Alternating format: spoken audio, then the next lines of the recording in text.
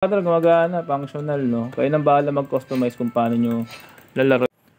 Yo, what's up mga brother? Panibagong video na naman. So gagawin natin is Infinix Note 30 M1 Pro at yung kailangan nating Aura Share as power source natin. Lalaroin natin is Neverland. Pero bagong lahat, kailangan nating i-open yung QGamer natin para malaro natin ito.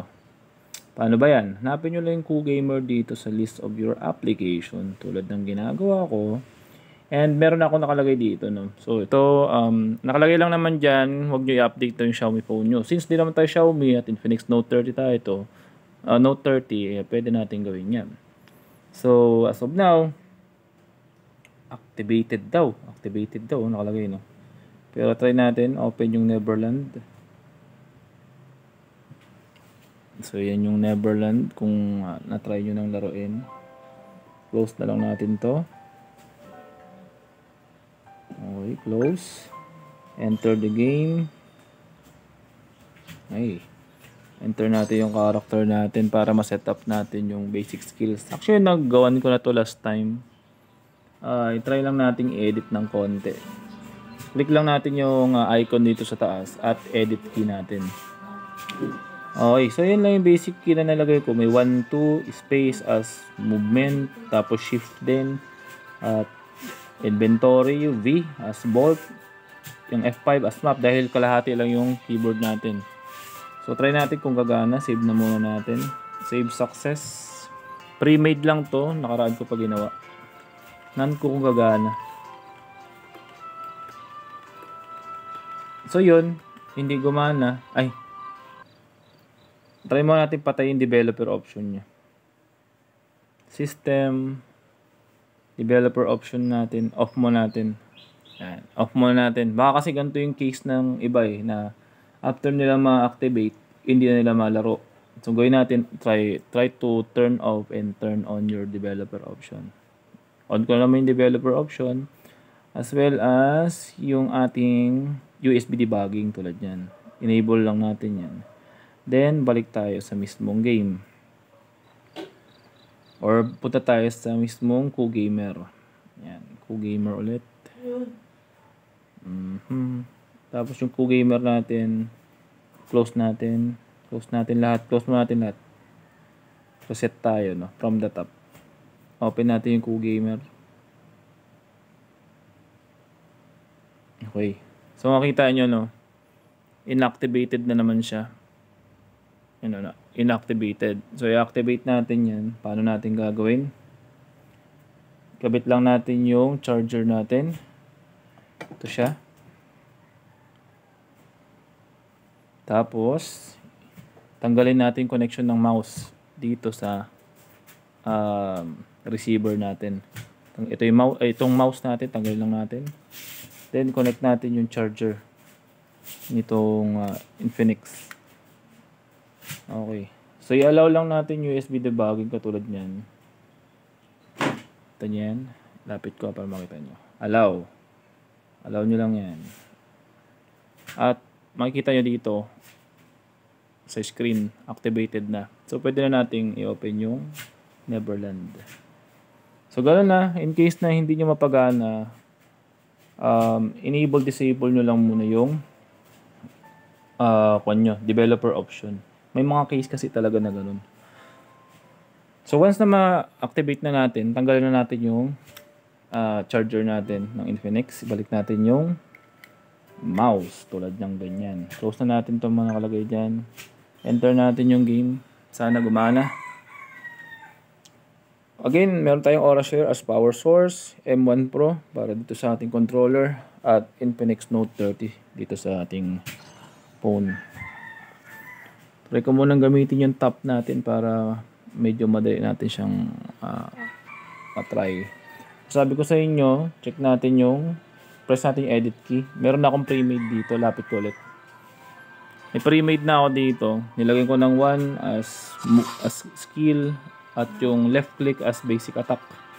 Yun dito yung default natin na WASD. Close ko to. Mali ata na paglagyan nito. Try kong i-delete muna. Tapos yung WASD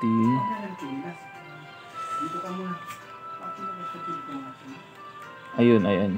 Sorry. Delete natin yun. Okay. Save muna natin. Save. Then quit. Try natin kung gagana yung mga skill. Pag gumana to, ibig sabihin success yung configuration natin. Ayun. Ayan. Ika. Ibig sabihin gumagana, no? Ano, gumagana. Pero hindi pa siya maganda yung pagka-configure.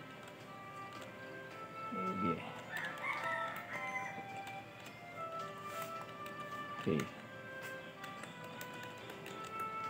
Hindi pa maganda yung setup natin, pero malapit na natin makuha yan. Edit key natin. May missing eh. So napapagana na natin ng konti. Pero syempre dapat try natin yung preset. Kung meron siya. Sa tingin ko walang preset to. Hiram lang tayo para bumalik yung ibang button. Nabura eh. Save natin. Para sa movement lang. Tapos quit muna natin para sa movement. Para makita lang natin. Ayun. So, nagkaroon ng movement. Ayan. Tulad yun. Okay. Gumagana, no?